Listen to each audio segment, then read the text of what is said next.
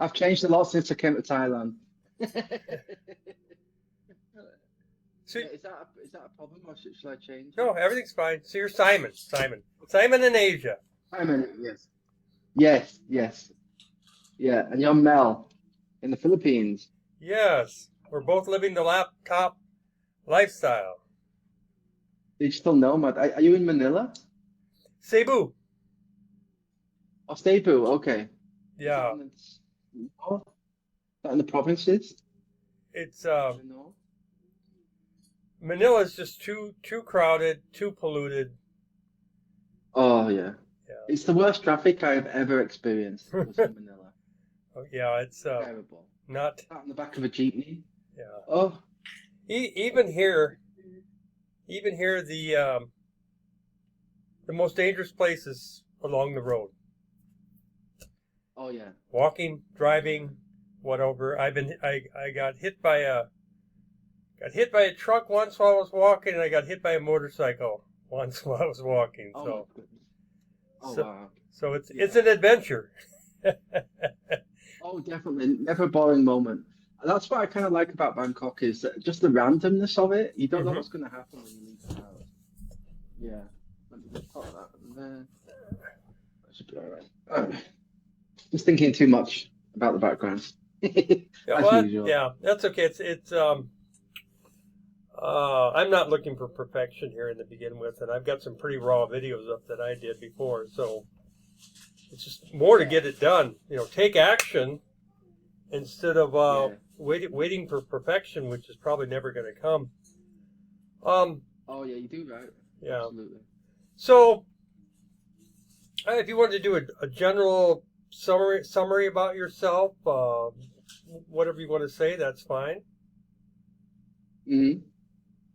Sure. Yeah. Like, so I'm Simon. I'm originally from the north of England, in Leeds, God's own county of Yorkshire. Beautiful place. And I kind of, it depends what kind of angle you want to go with it. Are we focusing on like online business type stuff?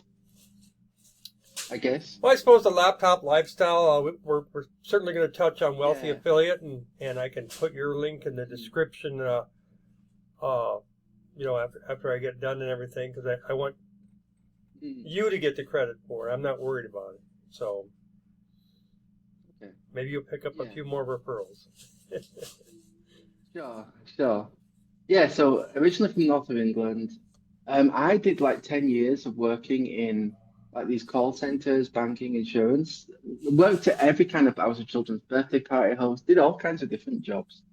Never did well with them. I wasn't ever good at working for other people. It just never, I was too opinionated, had too many ideas of my own. It just never worked out. I can tell you the horror stories of how each one ended quite badly. I did a stint in UK immigration for a while, worked in the council offices, like everywhere. Um, and so I always had this inkling. Well, actually, the truth is, I always knew I was coming to Thailand since Mm. I would say, 14 years old. I knew I was going to live in Thailand. Wow. As a missionary, I was going to study here and then like volunteer at the churches here. So I thought I always needed a way to be able to, I need a way that I can work on anywhere, anytime, and I can fund myself because I was from a very tiny little church that didn't have much financial backing. It couldn't really support me. And when you're here, you're paying for everything. You pay for your own flights and you're paying for stuff. So I needed a way to fund myself. So that's kind of where I got started looking online and got interested in this whole online business, affiliate marketing type stuff. That's where that came from. Wow. So yeah, and then I did what everyone else does. You start Googling it and then you get scammed and a few times. Hmm. These shortcuts, these overhyped promises. I think at the time this was going back 10 years now, probably 2014. So I'm 39, so I would have been about 29 then. And it was when like Google Sniper was all the rage. Do you remember that? Hmm. With George Brown, Google Sniper and those type of stuff. So and then I eventually found my way to Wealthy Affiliate through like a review of another terrible. I can't remember the name, but the ad was like, "Oh look, like let me just press a few buttons on my phone. Oh, I just made $100 in the last 10 minutes, that kind of thing. So I'm Mhm. like, this doesn't seem quite right. Yeah. So in my wisdom, I decided to search for a review, and they recommended Wealthy Affiliate. And then, yeah, I think that was March 2014. I joined Wealthy Affiliate. Hmm. Yeah, and then it's been a roller coaster ride since then. So I've been a successful blogger for the last 10 years. It's a long story short. Mhm. Did very well in a variety of niches. My first niche was like church growth, because that's what I was really passionate about, and like Christian leadership. That's what I gave my life to. I knew a lot about it. I had a lot of experience in it, which is kind of the best way to choose a niche, in my Mhm. opinion. So it was on that, and that did very well. That was a good niche because of low competition, high volume. It's quite a niche. Not many people think about that as a niche. Um, so I did well with that. I found a good program. They did all the live streams, webinars, emails, and everything, so it converted really well. Found a great offer, a great audience, and then yeah, so 10 years, very successful, I would say, in a variety of different niches, blogging, and then fast forward to was it 2023, the end of 2023, with the Google updates and the helpful content update and AI, kind of I would say it knocked all of the blogging world on its head.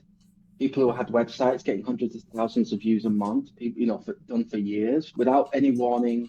Google just completely cut the flow to their Mhm. traffic, their business, their income. So that's when I made a massive kind of mindset shift, and it was a massive one. To now, I'm focusing on YouTube. I think YouTube is the best traffic source right now. So that's kind of where we are in a nutshell. Have you also brought people into Wealthy Affiliate? Oh yeah, probably thousands of people. Yeah, so I did have a website around kind of online business affiliate marketing, helping people get started. Um, and obviously, as you know, Mel, like I just described a little bit, the journey that you try and go on when you try and figure all this stuff out is so confusing. So I really wanted to make it as and whereabouts are you from, Mel, in the US? Are you from the US? Wisconsin. Wisconsin. Wisconsin. Okay, yeah, yeah, okay. Lots of farming there, I think. Yes, very small. 900 people in the Mm. community. Very small community. Yeah. Okay, okay, yeah. 'Cause the reason I was asking, like, I just wondered if you were from the south, because the north of England is kind of a little bit like the south of America, where we kind of pride ourselves on being, say it as it is, call a spade, or a shovel, as you would say. Hmm. We call a shovel a spade. But Right. anyway, call a spade. Kind of say it as it is type thing. That's kind of my Hmm. ethos.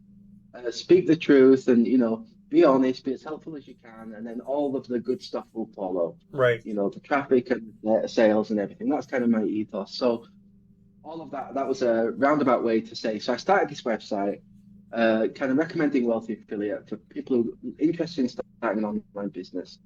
And yeah, I've done very well over the years. It's a project I'm not really working on now. But yeah, I made it to Vegas. I met Kyle and Carson in Vegas. I think that was 2020. Hmm. That was 6 days before my wedding. I went to Vegas. Wow. Yeah, so that was fun. That was a goal I set myself, and I worked really hard to do that. And so it was a great reward, right? When you set yourself a goal and you give it your Hmm. all, and then Hmm. and then once you meet that goal, it's like, okay, and what now? Time for new goals, Hmm. type thing. Right. So yeah, in a very long-winded answer to your question, I've probably referred hundreds, if not thousands, probably thousands of people to Wealthy Affiliate and kind of help them get set up. Yeah. That's going to be my focus this year is bringing people into Wealthy Affiliate. And I Mm, and I use YouTube, yeah. so I'm financial freedom, so I can fit that right in there.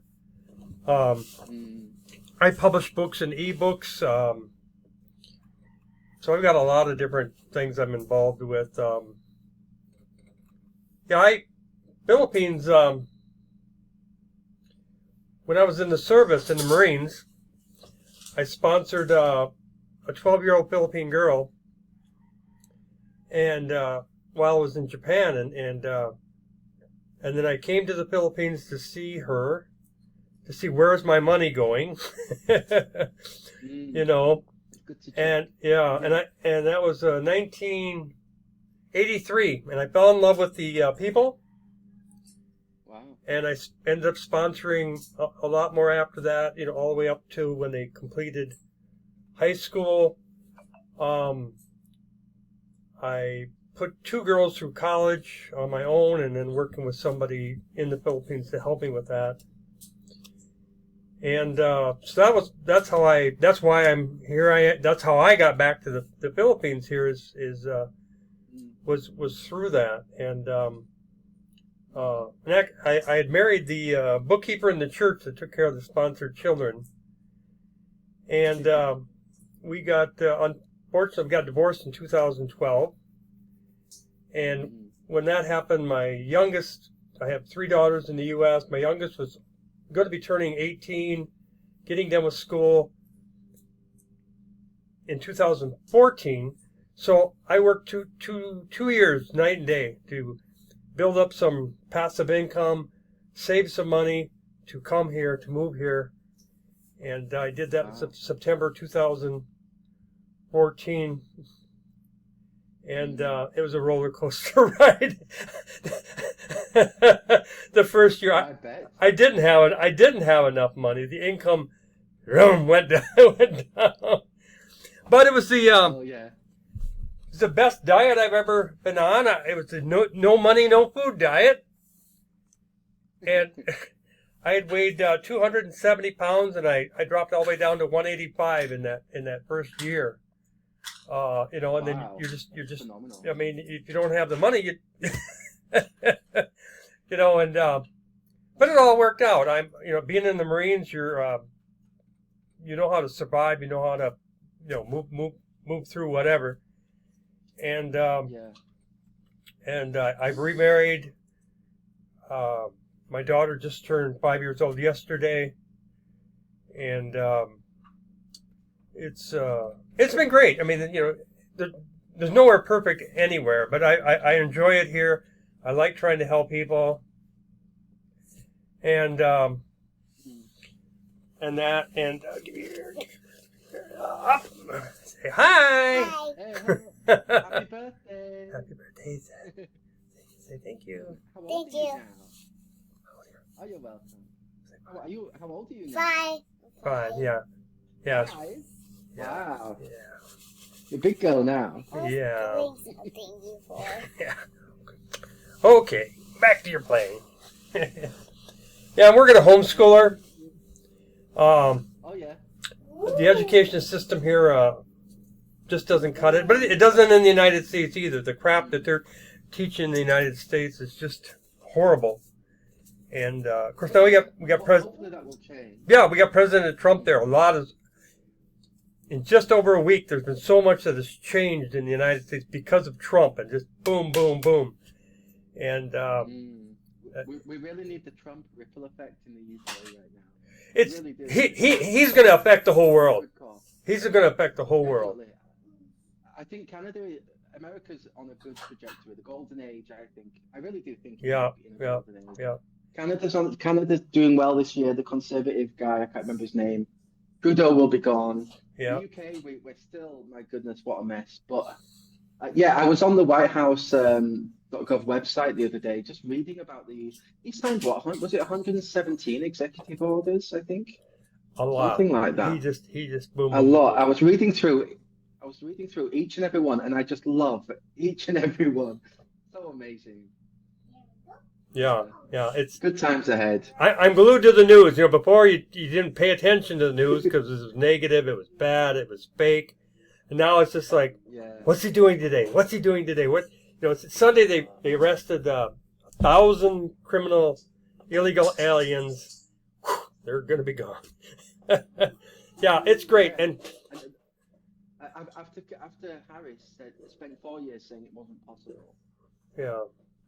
And in the Philippines here, of course, we got China, in the I don't even know what it's properly called anymore, but they call it the South China Sea or whatever, and they've taken over a few Philippine islands, and but now with Trump in, I would think, China's going to have to, and they're probably going to have to back off on Taiwan too. That's the biggest clash potential. Anyway, yeah, and what's going to happen in Ukraine? I mean, it's just, it's just, and he's amazing. He's inspiring. He really inspires me. Trump does. If he'd have died at age 70, we never would have seen it. We never would have seen anything. And he didn't have to run for politics. Did you watch No. No,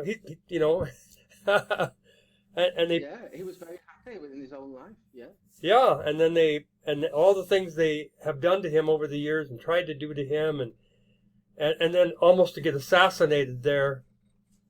Twice, I think. Just and he just keeps going. his whole family too. Like, look at his kids; they're so great. Yeah. He's done a great job with those. Yeah. What was I going to say? Yeah, I have friends in Taiwan, so that would be good news. Oh, did you watch the inauguration speech that he made? Yes. That was one of the most inspiring, optimistic, uplifting speeches I have ever seen. Yeah. Ever. Yeah. I'm like, I want to be an American citizen now. after watching that. Yeah, because it was like, I mean, as an American, we're always proud to be American, but the government left a whole lot to be desired, especially the last 4 years, which was, pretty much a nightmare. And if they would have continued on for another 4, I really felt like we would have been ruined. And I really believe so too. So the world has a chance now. The whole world has a chance to breathe and get better. And a lot's gonna change. And he's being a businessman. That's how he handles things, is as a businessman, not as a politician. And it's interesting to watch and try to learn from what he's doing. He's an amazing negotiator. Yeah. Amazing. Yeah. And I've been ever since the internet began, I was doing something to sell products. I used to sell stuff on eBay and got buying and selling books. And then I saw how some of these books, old books, would sell for an incredible amount of money. And so I thought, why don't I reprint them? The copyrights expired. Right now, I think in the United States, anything before 1928, the copyright is expired. You can do whatever you want with the book. And so I got doing that locally at first. You didn't have KDP Amazon where you can do it for free practically now. And just kept going. And when I moved to the Philippines here, I had 188 books in print. Now I've got 1,528 books and ebooks published in print. And wow. I do some affiliate marketing. So I've been on Wealthy Affiliate in March, it'll be 6 years. I love the community. That's, to me, is number one, is the community. And that's why I almost left. Almost every year is like, that's it. I think I'm just going to go. I've lost a lot of good friends, have come and gone because of things that happened in the past. And I almost went again this year, just like, but it's like, again, the community, and I've got a couple of referrals, so they're paying for my membership. So it's like, why go? It's almost free for me, and I've been able to network with people and earn some money some other ways and help people and it's great. I really don't. I've got some websites, but I really don't do anything with them much anymore. It's YouTube, like YouTube. I'm going all in on YouTube, and there's unlimited things you can cover. I've done a lot of YouTube videos on Wealthy Affiliate, but you can find any little business or brand out there and do a YouTube video on it and give your assessment or whatever and get feedback from other people, and you can learn from other people that way. And I love YouTube. I really think it's the best traffic source right now. And it's Like it free. doesn't, it's free and Yeah. it's so immediate and it's like no Google sandbox, no waiting for months and months for Google to index your website and going through all that long, that takes months Right. and months, right? And that's Right. so discouraging. I always tell people, go with YouTube. Like have a website, fine, but YouTube first, website second. Like go all in on it. Yeah. A- And and people hate it when I say that because we were talking earlier about having it be perfect. I don't have the right lighting, don't have the right equipment, I don't have this. I put off starting YouTube for like 5 years. Hmm. That because that perfectionism thing can never happen. And like you said, one day you've just got to get your phone out, hit record, start talking, and just don't even think about it. Just Yeah. upload. Yeah. Otherwise, you just got to start somewhere. You've got to. Yeah. Yeah. Yeah. I just stuck a mattress back here with the stitch blanket on it. You know, otherwise it looked really crappy back there with all the wires and stuff I got back there. So I cleaned it up a little bit for today, but just do it. You know, you got to get started. Yeah. 100 videos from now, Mm. okay, maybe you can be more professional. I just bought my Yeti Blue Yeti microphone that Kyle Oh, recommended, nice. and Mike Curtis, both from Wealthy Affiliate. They recommended it. Said you can ask questions on Wealthy Affiliate. You can get feedback, and Yeah. I bought it and I love it. It's great. The sound is great. Um, yeah, and then I could do a YouTube video on that. I don't have any affiliate links for it. You know, I don't because I'm not set up with Amazon or anything like that. But still, you don't have to always be asking people for money or trying to get them to buy from you. It's provide that value. What can I share with people? What can I teach people? And there's a lot with my Yeah. publishing that I can show people and try to teach them, because sometimes the information isn't out or it's confusing. Like you say, even with affiliate marketing, the scams, Mm. what's good, what's not good, and Mobe, MOBE, a few years ago, Oh, yes. they were bad news. Fortunately, I didn't have the money to invest that they wanted, and when I got the money, they were already boom, they got slammed, and that was the end of Mm. them. So, Wow, thank God. Lucky escape. Legendary Marketer, that's Oh, another yes. one where It, there is brain some chat. good to it, but they're really after the money, money, money, money. Uh, Provide more value. I don't mind spending money if Yeah.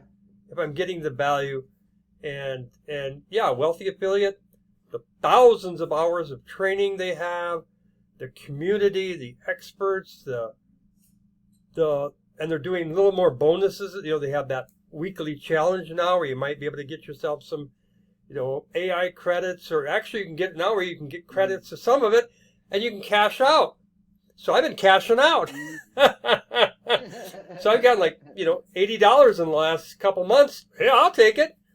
And I'm hoping Very nice. the one that ends Tuesday USA time, that I might be in the in the top there and get another $50.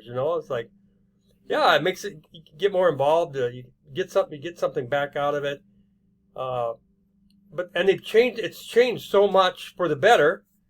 And they, with AI and the hubs and all of that. Yeah, and AI, I absolutely love AI and the direction it's going. I have absolutely benefited from that, and it's going to get better. And that I'm waiting for the better. I before Amazon started asking, is this AI generated? I'd already published books and ebooks that were quite a bit created by AI, and they became Amazon best-selling titles. And it's Wow. like, Yeah. it's just you can translate anything with AI. There you're in Mhm. Oh, yeah. Thailand, if people maybe trouble with English, or I don't know if do you speak Thai? I do indeed. Oh, okay, I try to. but I have a Thai wife, so I have a Thai wife, so we argue in Thai, so that helps your Thai improve a lot as well. Yeah. yeah, I only know a little bit of the Filipino on that, but like Dialogue. my wife is not fluent in English, and she was having trouble Mm. with something. It's just here, use my account, go on here and chat GPT, talk in your language. It understands you. And it solved her problem. She was able to understand. She went and fixed it. Like, wow, amazing. Yeah, we've never had nothing like that before. No, this is revolutionary. I think we were talking the other day about like AI continues to blow my mind. That's what I'm saying right now. And my main project for this year is the Simon Crowe YouTube channel, where I'm doing like tutorials on different AI tools and that kind of thing. And so over the last couple of weeks, I've been reviewing these AI video generators. And just in video, which should be or hopefully uploading today in video tutorial, it can clone your voice. It can create a realistic avatar of you in your voice, and it can get your voice to speak in over 50 different languages. It can. I asked it to create like a alien invasion type cinematic kind of video, and it's like a Hollywood blockbuster level quality. Wow. Like it's just phenomenal what AI can do. And this is just we've only had AI about 18 months. Yeah. It's just phenomenal what it's going to be, where it's going to be. Scary too. Anybody who's read the Book of Revelations, end times, it's a little bit scary, but it's mind blowing what it can do as a tool.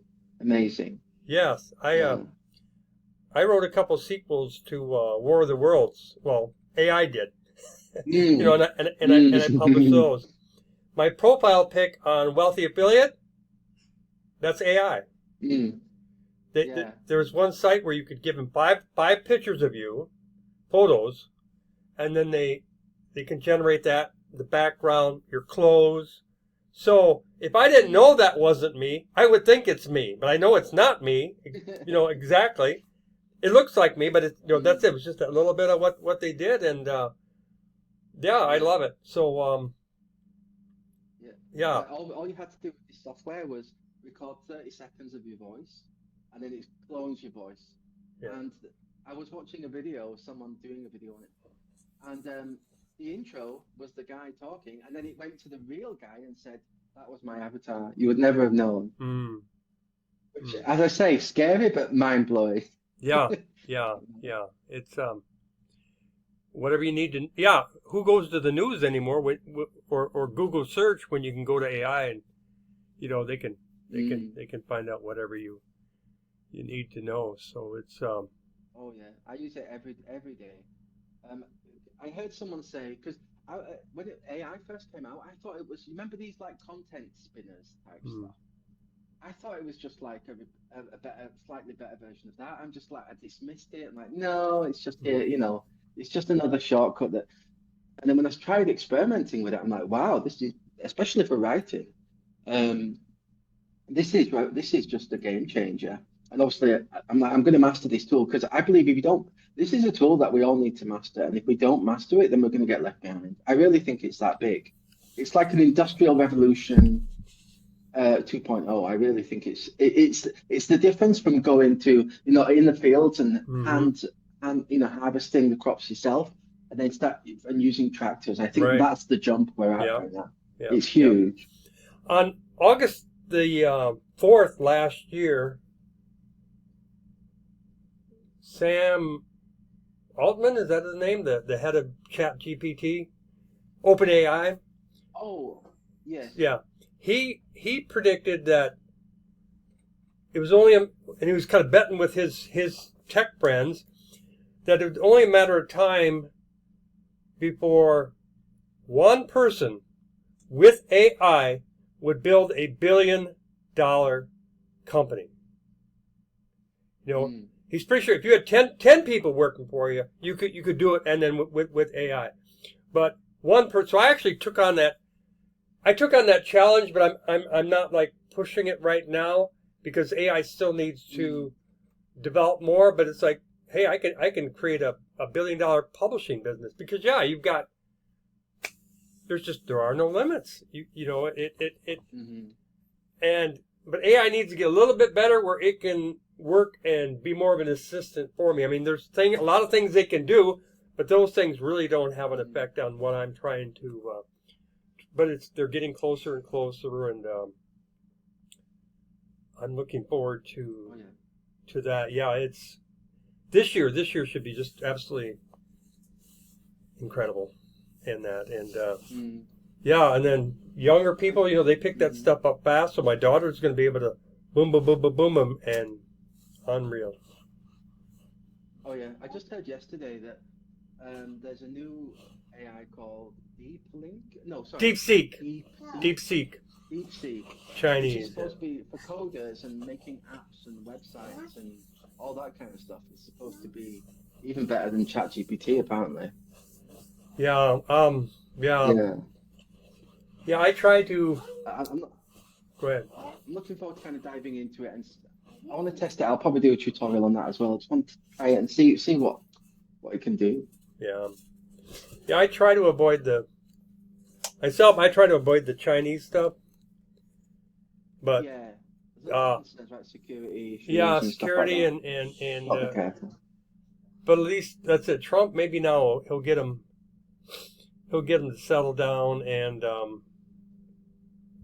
then he's got young Vice President J.D. Vance. So when Trump gets done, and I really hope that J.D. Vance is able to go in, become president. We got another 8 years of continuing this.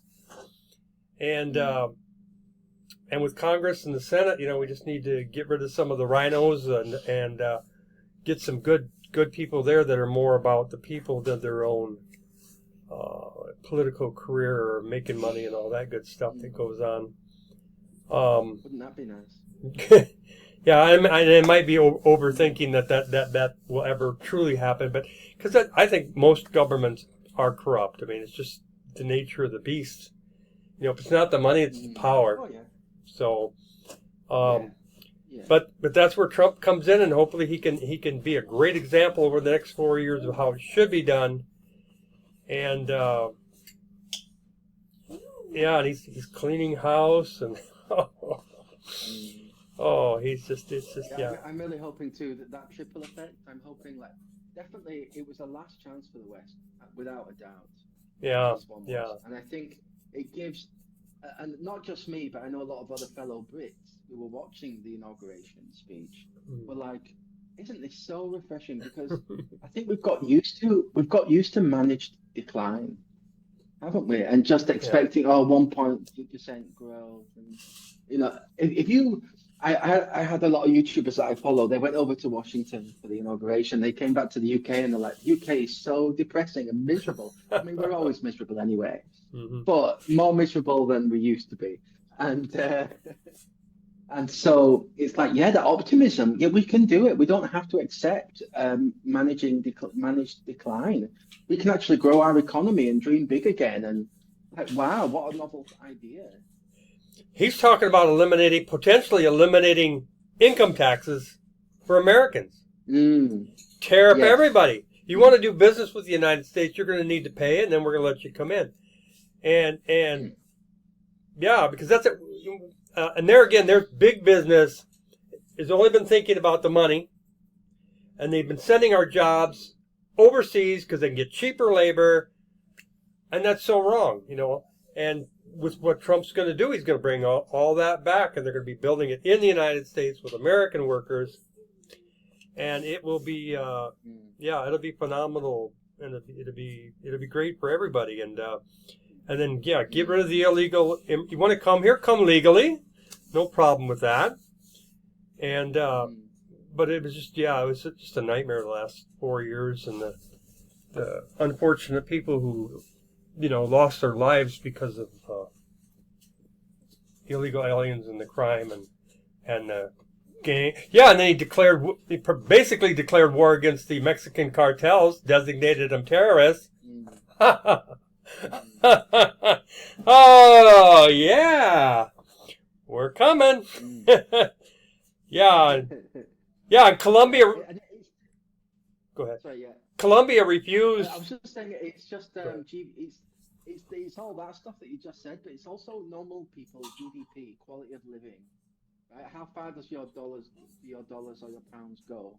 When you get cheap labor coming in, it takes people's jobs away. And Americans aren't willing to do those jobs. Yes, they are, if you give them the opportunity to do it. Yeah. And proper pay. It drags the quality. That's what we're seeing in the UK, because they're trying to. We've had. Similar to America with the Mexican border, we've had, in the last I think it's 2 or 3 years.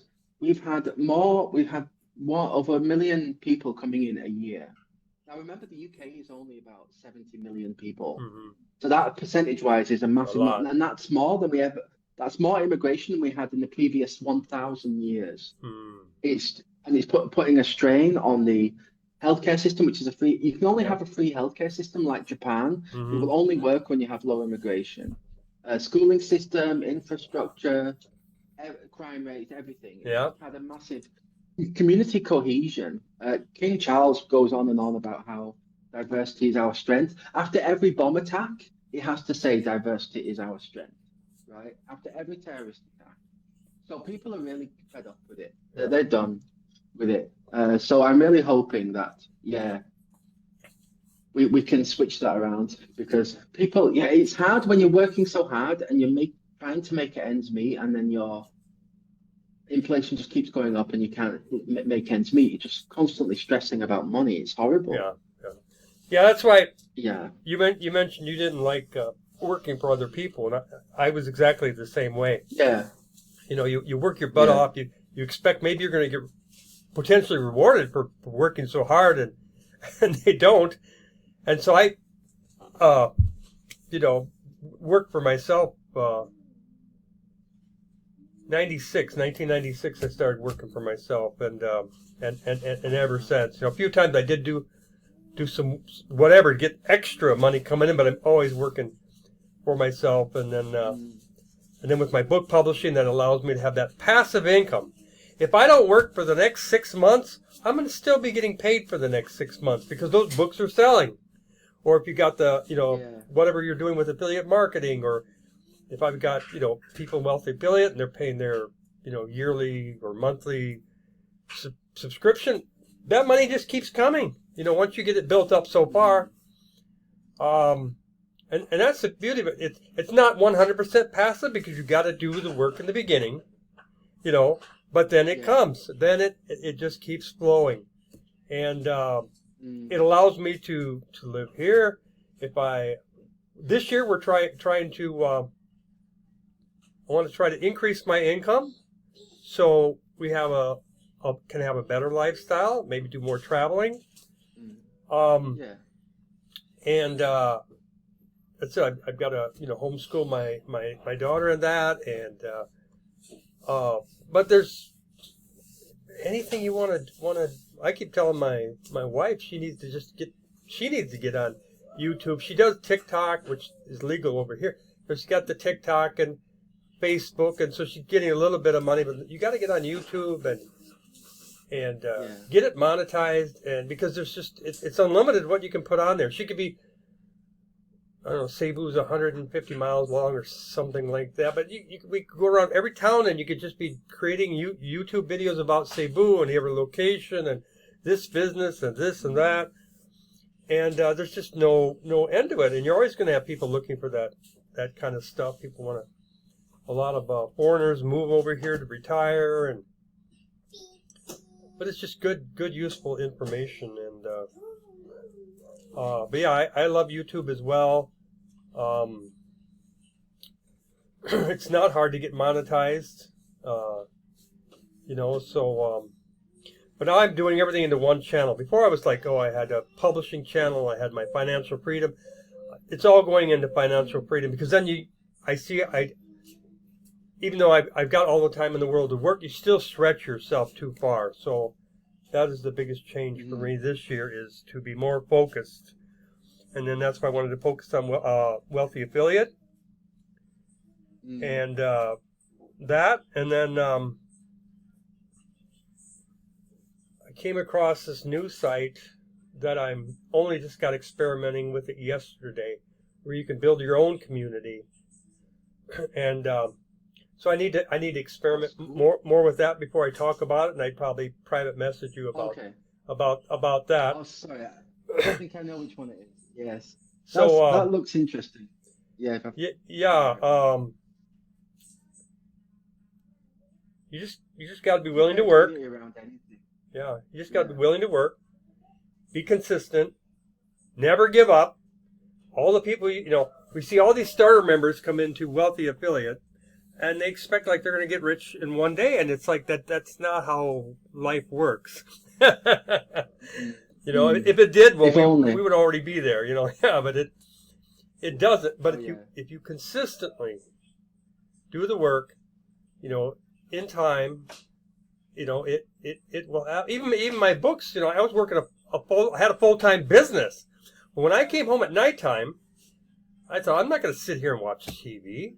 Oh yeah, once in a while if there's a good movie, you go, I'm going to work. So I got on the computer and okay, what can I do? And so working more with my Exciting, isn't it? You're building something. Yeah. Exciting. So it was just extra money. Yes, I think I found Wealthy Affiliate at the exact right time for me because I knew it was going to take work, but I was ready to do it. I just needed a clear step by step that I could follow. And so I just consumed that training. I went through it, hanging on every word that Kyle said. I was so ready. I was so in the right place, in the right mindset. Yeah, and you mentioned earlier, you said you worked night and day for 2 years. That's what you said. Yep. And it's like, I did the same thing. I was completely obsessed. It wasn't because I had to, I really wanted to. I could see the potential life changing. Earning an income online would free me up to be able to do so many things. It would change my life. So I went through the obsessed, foot to the pedal, or however, what's that saying? My English phrases are going. But metal to the floor, whatever, foot to the floor, all in, went all out, obsessed. Evenings, working full time, but evenings, weekends, doing whatever I could. But it was exciting. It was exhilarating. You're learning new things. You're getting better. Each video that you upload, you just focus on one thing you can improve. That kind of thing. But another thing I was thinking of was it doesn't have to be like that. I know other people who were quite happy in their job, but they were just thinking for retirement or more long term. You can just do one video a month. Do it that way. After a year, you've got 12 video. It doesn't have to be completely obsessed. Going crazy, turning into a hermit. But I think for me and you, I think that's how we did it because we just saw it and we were in the right place. And the pain point was real. We had the right motivation to get it done. Right. So, but I do love how it's flexible. Like people come into an online business, want to, create an online income for different reasons, but it's so flexible. You can do it however you want to do it. You can go crazy and achieve in a month what it takes other people 2 years to do. Absolutely. Or you can do it in probably a healthier way. Like, I don't know about you, but for me, when I started, I was in my 20s, and I'm 39 now, but I was in my 20s. I don't think I could put as much energy as I did then, right now. I mean, my life looks different, my priorities are different, but I was in a place where I could stay up till 2, 3, 4 a.m. just, grinding away at it like a complete madman. I don't know if I could do it for such a sustained. Now I've changed a little bit over the years. Now I'm thinking more in terms of habits, do it in a sustainable way, because I burned out a few times. With the volunteering work as well, I burned out a couple of times, and it's like, is it sustainable? Am I getting the right work-life balance? Am I, prioritize? You have to prioritize social stuff. I always tell people this, because you will suffer otherwise. Because it can be a lonely road if you're not careful. So you have to be very intentional about setting those dates to meet with your friends and to go and eat and that kind of stuff. But there are definitely times when you. I love the cycling analogy that Kyle used a couple of years back. There's times when you're going uphill and you have to pedal really hard, and there's other times when you get to the other side of the hill and you can just coast. Yeah. Right? There's different seasons, different times, but yeah, maybe it's time for whoever's watching this maybe it's time to get your head down and pedal hard and get to the top of that hill. Yeah. Yeah, that's about where I'm at. In mid-November, I kind of backed off on things, and just, you get so focused sometimes, and you don't see everything else that's going on around you. So, and it's taken me, all kinds of different directions here. So, but YouTube, promoting Wealthy Affiliate, my daughter's homeschooling has got to get, worked in there, and yeah, it's and you got to make it fun. I'd say you got to find those things that are you're more passionate about, because then it's not work anymore. You enjoy what you're doing. You know, I enjoy doing. I especially enjoy doing interviews. I mean, I could talk forever if I wanted to, and you know, we have Jeff. Americans. Yeah. You know, we got Jeff Brown's video on the channel. You know, it's almost 4 hours. You know, and that's why I'll never go over 4 hours. He wanted it to be the record, and unfortunately, he Oh, you know, really? he's in assisted living now. He had a stroke this last year, and it Oh. really did a number on his brain, unfortunately. And so I will, for that reason, we will never ever go over his time there. So, but and he's like 10 years. I'm 67.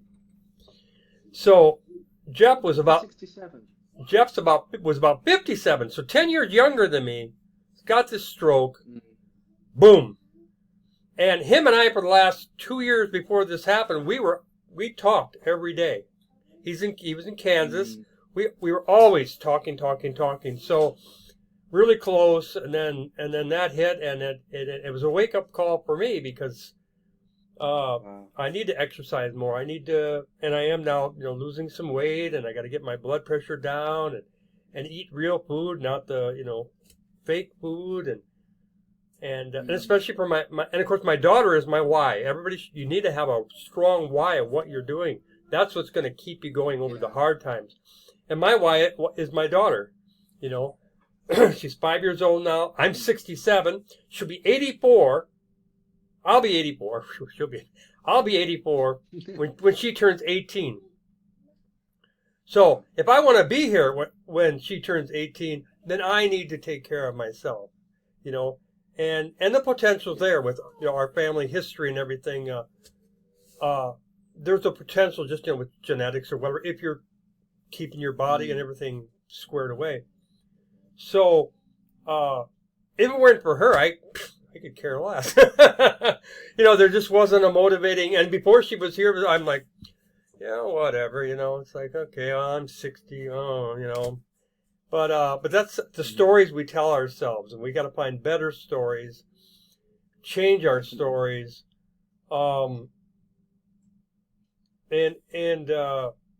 yeah. To me, the world is like one big storyland, you know, because every country's got all their different stories and traditions and cultures, and not saying good or bad, but it's just that way everywhere. Well, you know, and whether it's, you know, their government or religion or whatever, they all can't be true, especially when some of them are just absolutely so opposite each other. You know, so who's telling the truth or who's not or who what? And so I really try to be careful even with the stories I tell myself now. And of course, the exception I make is I'm not a religious person, but and mortality weighs on my mind. But it's like, okay, well, I could tell a really bad story, but nobody really knows.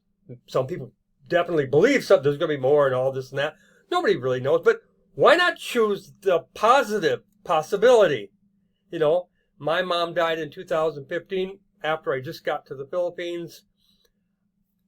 I believe she's here with me, you know? That's a choice. It's a positive choice. Instead of being like so negative, oh my God, blah, blah, blah. You know, no. It's possible. It's possible. It's possible.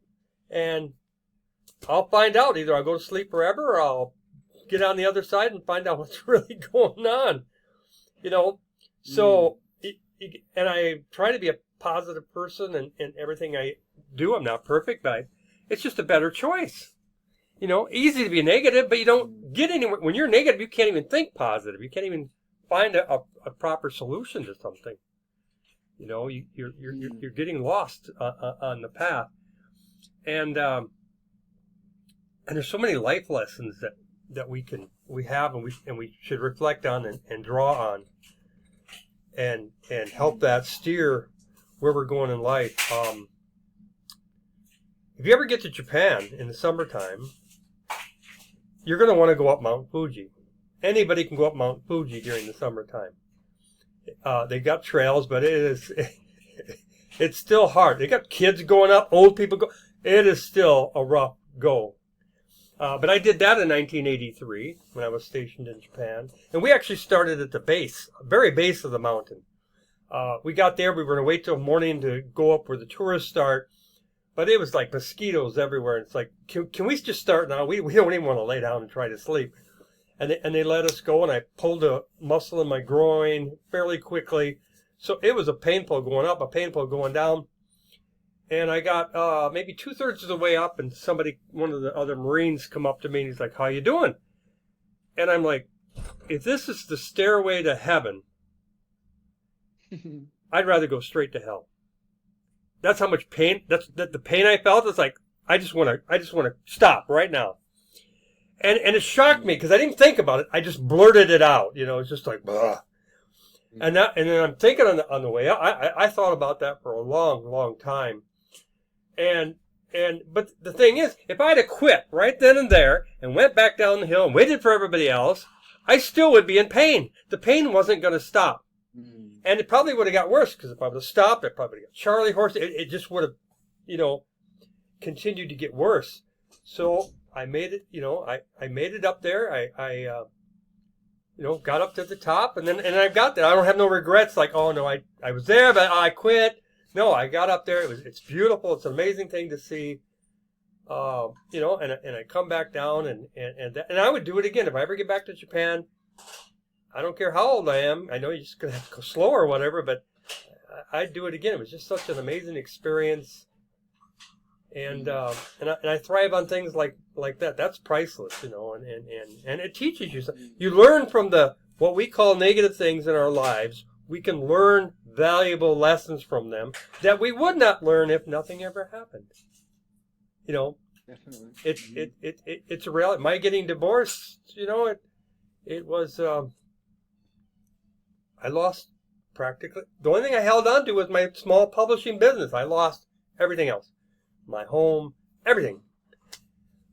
And then had to come here and kind of get started again and rebuild it all over again. But, I've learned. I continue to learn. So I try not to get down. It's like, what more can I learn? What lessons can what can I gain from? How can I? And I've always liked helping people. What more can I do to help others?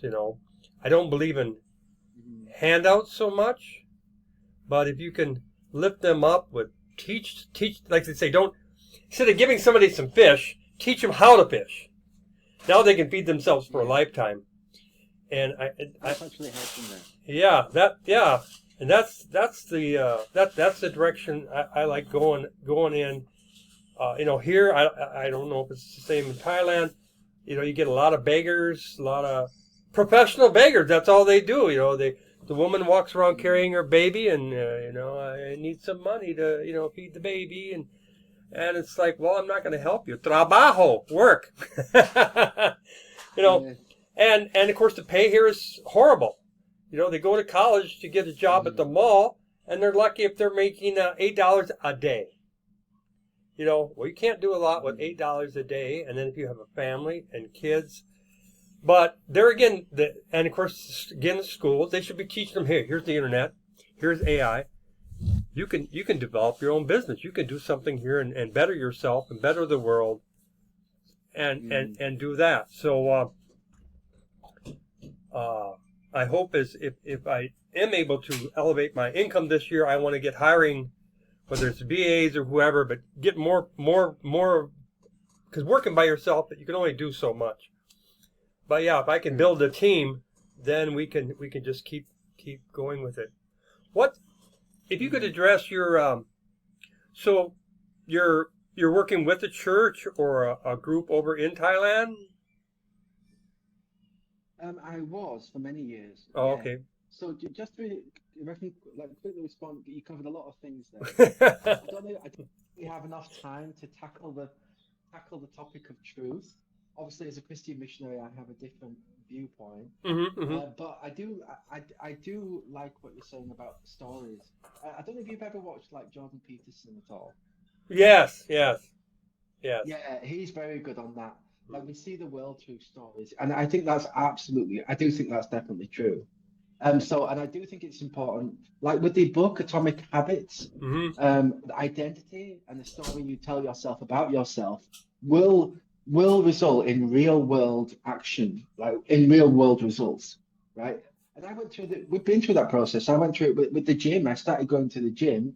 I've always been skinny, and well, I was always skinny, then I was fat, and then, but I'm not, I'm no, now I'm a person who goes to the gym. That's who I am, and Mm-hmm. the whole identity, and with the business too, just the whole identity change. So I love all of that. We could delve into that philosophy and worldviews and stories and narratives. I love that. It's so abstract and cool to talk about. But so I came here. I came here in Thailand in 2007 for 1 year Bible school. Came back in 2011 for my second year Bible school. Then I came back in 2015, 16, I think, to serve as like a full-time Christian missionary. Mm-hmm. So I'm like evangelical, kind of charismatic kind of branch. So it's like mainstream Christianity. Yeah, so I gave everything to it. I left everything behind, and I gave it my all. I really tried my best with that. It didn't end very well. In 2000, I want to say 19, I think it was. So I'd been in the organization for 21 years, since I was 12. I only became a Christian when I was 12. And it was kind of part of the same organization in the UK, Canada based, and then they Mm-hmm. had like an Asia branch that was like a church network that I was working Mm-hmm. with. So yeah, to answer your question, right now I'm not really doing much. So I Okay. decided we moved to Bangkok to actually start a church where we're going to do a church plant here in Bangkok. We decided, I think this time last year, that we wanted to focus on the business side, which was that was not an easy decision to make. When your identity has been that for so Mm-hmm. long, Mm-hmm. and then you're like, the guilt. Am I choosing to serve money rather than serving God? Am I being selfish instead of putting other people first? All of that goes through Right. your mind. And so, but you have to. For me, one thing I'm very good at is following my conscience. And this, like with age, the older you get, the more you trust that gut, Mm-hmm. Mm-hmm. that gut feeling, because it's right most of the time, 90+% of the time. So yeah, we prayed about it, we thought about it, me and my wife a lot, and it's like, yeah, this is a call. Let's go all in on the business side, you know. So Good. yes, we're involved in a church. We don't go as often as we should, but we're involved in that kind of thing. But Mm-hmm. it's different to what I envisaged. There's different ways to serving God. There's different ways to kind of make an impact, share the gospel, however you want to say it.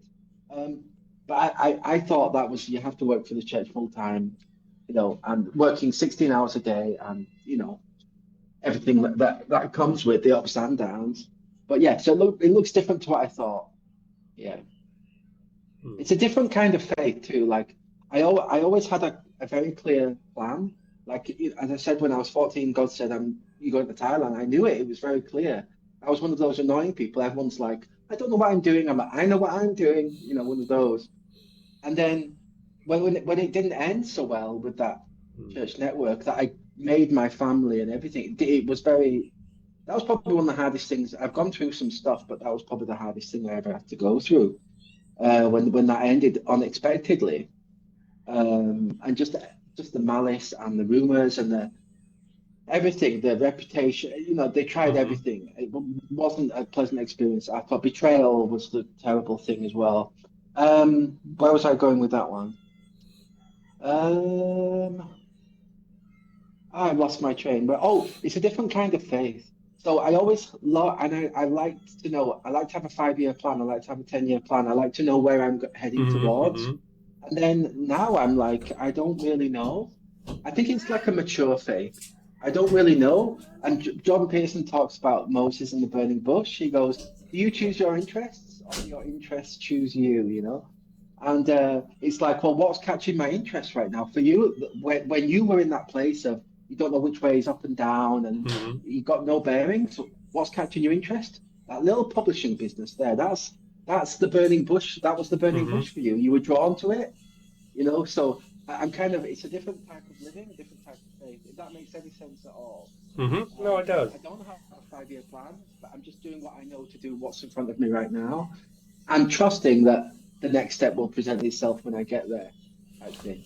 Yeah, I've learned with goals, and it's okay to have some direction, you know. But I've learned if I Yes. had a five-year goal plan, I'm never going to be where I'm thinking I'm going to be 5 years from now, because we got to sit back sometimes and evaluate what's happening. And it's like, Yeah. I could go over this way. I don't need to be, and that's especially taking this break in mid-November.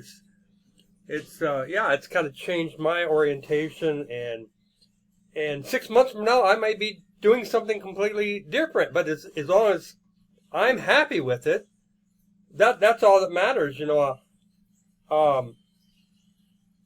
And this new site, I'm very, very, very curious of what's going to happen there. So, but Mm. yeah, and I've got. So we were talking about the wealthy affiliate starters and how they join and they expect, okay, tell me how to get to $10,000 a month. We're always like that in the beginning, right? We expect success to be where I am now, where I want to be, one giant leap for mankind, right? That's what we expect. Mm-hmm. But what actually happens is you start at point A, and then you get to point B, and then once you get to point B, like, okay, now I need to go to point C. But if you never go, and then eventually, hopefully, you'll get to point Z or point Z. But if you never go to B, C, D, E, then you're never going to know where G, H, I is, if that makes Right, sense. right. You have to go through that process, and you pivot, right? Right now your YouTube channel is about this. Maybe you'll pivot. Maybe this is working well. Or Mm-hmm. I want to focus more on that, and you just make. That's the sign of intelligence, by the way, when you pivot based on the feedback you're getting. Right? Mm-hmm. Okay, Right, this is working well. I'm going to adjust. I'm getting real time feedback. I'm going to adjust. That's how it works. That's how right, you do it. right. Yeah. Yeah, yeah. I was lucky when I joined Wealthy Affiliate. Well, the first reason I joined because I had 3 websites on Weebly or Wix, one of those two, and it was costing me Mm. $75 a month for hosting. And I could go to Wealthy Wow. Affiliate and only pay $49 a month for hosting and be able to do it. Mm. So that was the first draw. Then you I come never and then realized they were so expensive. you experience the community, and you're like, oh, this is awesome. And uh, then I'm telling this to my younger brother, and he's hearing my excitement. So he wants to take a look. Well, I give him my affiliate link. He comes in. He's been there. He's been there ever since. So he was my first premium referral, and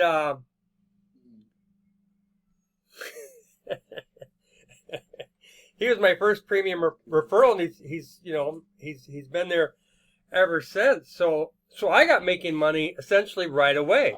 Whereas a lot of times Yeah. you do have to wait. You got to get that website going. You got to do the work first. So that helped. Mm.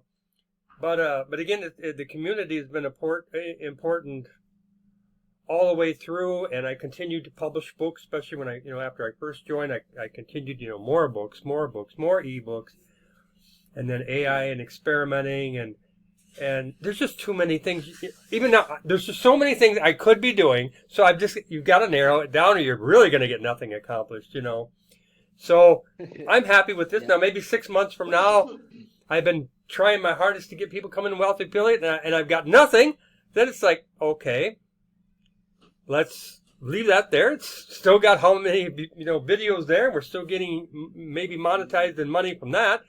Let's continue to focus on showing these other companies, businesses, build the YouTube channel, and just see where it takes us. Yeah. There's just so many opportunities. It's just it's unbelievable, and I feel bad when the starter people come in. They come in and they take a look. They want to get rich quick, and then they quit. They haven't given anything even a chance at all. And Mm. and now the site is so much better than it was when I joined. I mean, with the hubs and the AI, and it's incredible. And now with they're taking people to Premium Plus, essentially. Well, then that helps anybody, promoting it for your commissions or coming back on that, So, right now my brother is the only premium referral who has stayed. I've had people come and go, and but if I had one more person, then I'm above and beyond. My membership is paid for. I'm premium. He's Premium Plus.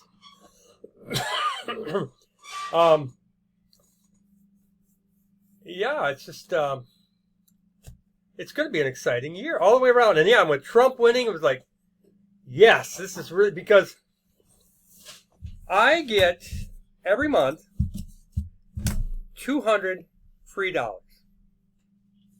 Converting dollars to pesos. The dollar is so strong, I'm getting free money. Yeah. It's like, yeah, I'll take it. Okay, gee. Yeah. I mean, Yeah. you can't get any easier, and it's probably going to get stronger now with Trump in and what he's doing. The dollar's just going to go up, and I'll have more free money every month, just changing from dollars to pesos and that. Definitely. Well, you saw it shoot up after the election. Yeah. It just went. Yeah. It hasn't. I was surprised after the inauguration. It didn't do much. It went down a Yeah. little bit.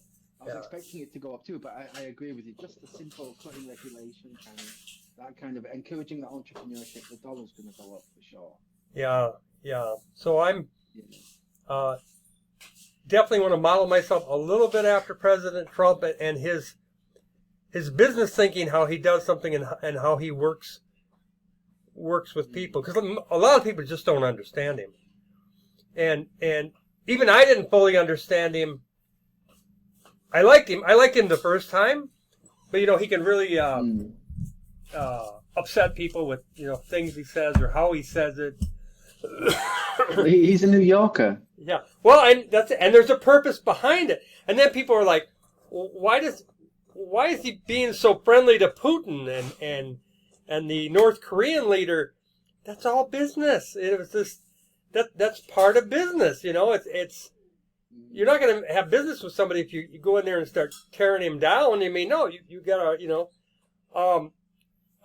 there's a YouTube video of Bill O'Reilly, who has been a friend of President Trump 40 some years. He talks about what's going on with Trump when he's not on the camera and his thinking, and that was extremely informative to me, and it was like, aha, I really understand it now. Brilliant, just brilliant. Yeah, and a lot of people hate him and all this and that, but whatever. You got to get to know people. You got to, with the internet, well, that's another thing I learned. You really don't know people. I really don't know my wife. People change every day. We're always changing. Myself. Yeah. So, I can, look back and where I've gone and, but there's so much positive available. I'm very optimistic about the future. Very hopeful I can help other people raise their standard of living and see what's available and get grabbing into AI and using that for themselves. Why go to the internet cafe and you're just playing games? Go to the internet cafe, get on AI and start learning. And ask it. Okay, I'm a poor Filipino. What can I do to start my own business to improve myself? And it will tell you. So Definitely. You can learn anything now online, anything you want. Yeah. We do really live in incredible times, whether it be coding or online business, just whatever it is. Anything. You can learn If I go to the doctor, freelancing. if I go to the doctor, I'm going to come back. I might buy the medicine, but no, I'm going to go online. I'm going to search the medicine. Yeah, you can talk to AI and this and that. And maybe the medicine isn't the best thing to be taking, period, or maybe there's a natural solution, which the pharmaceuticals, there again in the United States, the pharmaceutical companies are pulling all the strings to everything. they don't want you to know about that because they want you to spend. And Yeah. no, there's some amazing foods. I love walking, which is the easiest exercise in the world to do. And Yes. and I need to fit time into that. Now I need to fit 2-3 hours a day or every other day and go walking. And it's almost like meditating. Your mind gets relaxed. I can think about things and more clearly understand what's happening, or maybe I'm wrong, or I need to adapt. And it's great, and it's great exercise. I walk. So one thing that helped me when I went in the Marines, I was always walking and hiking before I went in the service. I was not a runner. The running killed me in the service, but but I got my revenge in boot camp on that one. So, but yeah, I've my longest walk is across the island. You got Cebu City, which is on the eastern side of the island. I live on the western side. Bring this up on Google Maps. Yeah, Have a quick look. Yeah. I live on the western side, so it's 2 hours by bus. But I did one day where I walked from here over to there. It was 11 and a half hours. It's about 18 miles. I don't know I don't remember the mileage. Wow. Okay. It's you go out and you got to go up the mountains and I was only planning to go to the top. And I got to the top and I'm like, well, if I go that way or I go that way, it's the same. I'm going downhill, and downhill is easy. So I decided I'm going to keep going to Cebu City, And I went and I caught a bus to come back home that night, So it made it better than turning around where I was, and I love walking and talking. Again, I love talking. So I'm talking to everyone. So I'm not like, I gotta go. No, hi, good afternoon in their language. That's where I can practice speaking their language, and how are you doing, and this and that, and I was single at the time, so it's like, do you have Facebook? Oh yeah, well, what's your Facebook? Okay, thank you. Okay, I've got to keep going now. And and again, meeting the people. I had a guy, the one seawall here. I'm in Toledo City, and the one guy's on the seawall, and he's fishing just using a string wrapped around his fingers. He's catching little fish. Got a lot of hooks on it. And I sat there and watched him for a couple hours, and then he could not speak English. He reached over, gave it to me, put it on my fingers, and I fished. I caught like 19 little fish, gave it to him, but he taught me how to fish. And then there was another guy who was taking palms, and he's tying them on a line and making like a fence of palms around his, large garden field. And I got watching. First I stopped and I'm taking pictures and watching him, and then he was trying to like tie two together. Well, it's pretty hard, one person. So I went there and grabbed it and held it, and then I started working with him. It's like, okay, now I'm learning how to do what he's doing.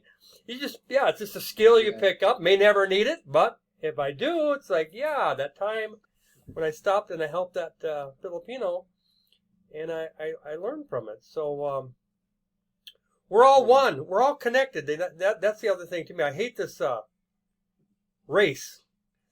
I think Edward James Olmos was the one who... There's only one race, the human race.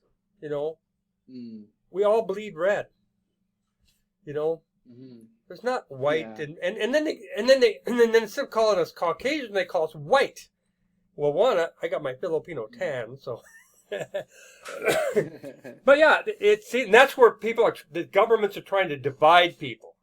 See, confuse people, divide us. The whole critical race theory nonsense. It's so divisive. We're one people. It's so regressive. Yeah, it's so regressive. Going back to tribalism, it's terrible. Yeah. Terrible idea. Yeah. I love what he said. I love it. America is now a meritocracy. We don't care what your skin color is, what your sexuality is, whatever. Can you do the job? Yeah. Like, wow, common sense. Yeah, growing up in the 1960s, I'm a Star Trek fan. And they had this perfect civilization, this perfect, almost perfect people in the future where they didn't have the race. You had every different kind of person on the bridge. And yeah, you had problems with other civilizations sometimes. So you still had conflict. But it was where I wish we were. I wish that was how the world was here. And we don't seem any closer to that, because that's it, always trying to create division but that's how politics, especially in the United States, the Democrats, that's how they hang on to power, by creating this false division, and people buy into it. Or there again, you got the media, which is owned by whoever, and they push their agenda. And it's just, it's sad. And then people don't want to read the news. Well, that's okay, but then you're also missing out on what is happening. And that's important too. So I've always, partly because I think because I was in the Marines, I've always paid attention to the news. Have been wrong at times with what I'm being told. But I always pay attention. It's good to know what's going on, especially when you travel. I don't want to, come to the Philippines and come into a hot spot, and be in real trouble. There was an American that went down to Zamboanga City in Mindanao, and he was kidnapped and killed, and that's not the place to be living as an American, period. Or there are maybe one safe place down there or something, but it's not the place. That a lot more kidnappings for ransom and all that stuff goes on. Here you're relatively safe. The danger is walking out on the road and maybe getting run over because the traffic is just every which way, any which way. You could be walking into the traffic, but you still got some idiot on a motorcycle coming up right behind you, and if you turn, bam, he might take you out. So you got to be more alert, and I try to impress that upon my daughter every time we go out. So as she gets up, and whenever she may be allowed to go on her own, then she's aware of that, because it's extremely dangerous. It doesn't feel good either when you get hit by a motorcycle. But they learn, don't hit Americans. We are big. Yeah. Yeah, I was crossing the road. He was on the wrong lane, going the wrong way fast. And I had already looked, and he must have come up the hill and just took the corner without stopping. And all I heard was his brakes, and I saw out of the side of my eye, I'm about to get hit. And I just planted myself kind of like on the road. It's a Tony Robbins thing. And the front wheel went and caught my left leg, and the motorcycle hit my shoulder, and I remained standing, and he crashed. Wow. Yeah, and then I, gave him a few thoughts that I had going through my mind, on that, and I walked off. I could have stayed, and he could have had to pay for my medical and everything, but it's like, I'm going to leave now because, and he was lucky he had the full suit on. Normally they don't even have that. He could have been seriously hurt, but and most of the time in Thailand they don't even have a helmet most of the time. Yeah. Night times here, no helmet. Daytime sometimes, because they do sometimes have people out checking the traffic, but they don't have any. They don't have a speed gun. You in the U.S., you speeding, they're going to get you. I've got long list of tickets I had to pay for back then because I had a heavy foot. So I think it's karma. How were you? How were you after were you okay after that accident? It took a month and a half for the leg just got, I think I maybe went and got x-rays just to be on the safe side that something didn't get cracked or broken. But it took about a month and a half. The muscles were definitely bruised. The shoulder was just black and blue, but the leg, it had bruising to it. But yeah, a month and a half. No bones, no. It was lucky there. Wow. I learned. I never knew how to swim in the United States. Always afraid of the water. Even go to swimming pools, just afraid I'm going to drown or something.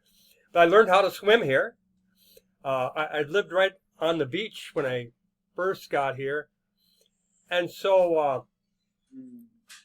I think it was high tide. So I walked out maybe 600 meters out until the water was up to my head.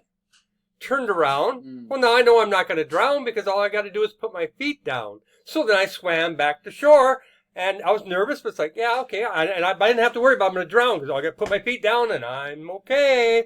So yeah, I was like, no, now I get it. Okay, move them legs, move them arms. So, and yeah, so that was yeah. I mean, it's just always. I always like trying to learn something new. I want to go skydiving someday, at least once, parachute out of a plane, and maybe it'd be the only time. Splat. But yeah, it's just yeah, yeah, just do that I stuff. did that once for my 18th birthday. I did a skydive. Oh, It was a tandem one. okay. Yeah, I would do that. Yeah, Training. yeah. Yeah, it's great. It was an amazing. I have it on video too. Oh, The unfortunate thing was I landed in a muddy field flat on my face. yeah. It was like a freshly plowed field, and it was going like this. Yeah. You know, and so our feet got stuck, and we went. So the video was like, I stand up and I'm like, that was amazing, just face covered in mud. That was just so amazing. It was an amazing experience. Yeah. Highly recommend it. Yeah, It's yeah. once you've got to do it once. You've got to. Yeah. There's. I always figured I need to live to be at least 10,000 years old to see and do everything I want to do in this world. Every country, even the Philippines is 7,100 and some islands. Every island is unique, different. You know, its own culture, its own little tradition. They've got over 1,000 dialects here. I mean, it's just so much to see, so much to learn. And the history, and this was colonized by Spain. We just had Sinulog, which was a big Spanish festival here in the Philippines on my daughter's birthday. She's a Sinulog baby, so that was special. And Cool. but yeah, even the United States. I mean, that's it. You got all kinds of different people and cultures and this and that, and I've only been to UK one time, and that was just an overnight stop in London on my way to the Philippines from Spain to the Philippines to go visit my sponsored children another time, and almost got killed in London. See, some things are pretty darn scary. I go to step off a curb, but I look the wrong way because I'm an American. Oh my word. Yeah. Oh my word. Yeah. You lose look, step out, and a black taxi just about got me. And so now I changed my rules. You stop, you look, now you get crossing, and preferably run across. So I'm teaching my daughter that too. Yeah. You're from it's a different system. Same, you go to London and you go to the United States, probably the same thing. You're looking the wrong way. Oh, yeah. You got to change your mindset. Yeah. I've done that leaving Thailand. I haven't been to the UK in about 4 years. And I'll go there. Last time I went back, I just walked in front of the car because I thought the car would stop. And I'm like, they don't stop. Oh. So you have to kind of, okay, I'm in the UK now. I'm in a different place. I have to make the switch, a little switch on the side. Yeah. They'll tend to do that a little more here just because I'm big. But you gotta watch them, and especially the motorcycles, I have a hard time adjusting. I enjoy seeing it all, but I have a hard time adjusting to other cultures and traditions. I'll admit that I'm very impatient. And of course here there's so much they do differently than the United States. Customer service is almost non-existent. They do have McDonald's, what's customer service? Yeah. What's customer service? and I walked out of it. Jollibee's is number one here. McDonald's. I love Jollibee's. I walked out of there today. I went in there and they finally put where you could go and you could put your own order in on the screen, And I've always gone and I go straight to the counter. I give them my order, get my food. And I went in there today with my daughter, and the manager, she grabbed me and wanted me to come over and use that screen, and I'm like, okay, well, where is my breakfast sandwich? I don't even see breakfast, and then it's like, okay, where's my peach mango pie? And one, well, I want the 3. Anyway, and I got so frustrated. I said, I said, Melissa Jean, and I grabbed her, and we walked out the door. I said, I'm not coming back. Now, they do have delivery here, so I did order it when I got home and let them go and deal with the hassle. But I won't go back. I mean, no. And they have treated me very good there also. So you get this and that.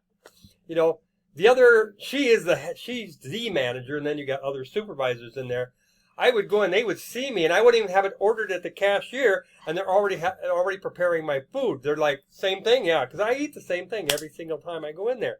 So they've already got it preparing before I even pay for the thing, and then go. So you know, it's just whatever. I am a people person, so that helps me. I do believe in tipping, and now no taxes on tips in the United States, which is good. But I tip them. They come and deliver, and I give them a nice tip. I used to deliver in the United States, you know. And again, I know they're not getting paid very good, so you're helping me. I don't have to go and wait in line and put up with all that. I just have to be near my computer to see. Oh, you're on your way. Okay, we grab my daughter. We walk out to the gate, get it, pay him, and we come back here. So yeah, it's just you know, it's. I've only ever been to the Philippines a couple of times, but I love the Filipino people. I had an amazing. I think I was there for about a month in Manila. I was working with this kind of children's ministry. It's called Metro World Child, and we went.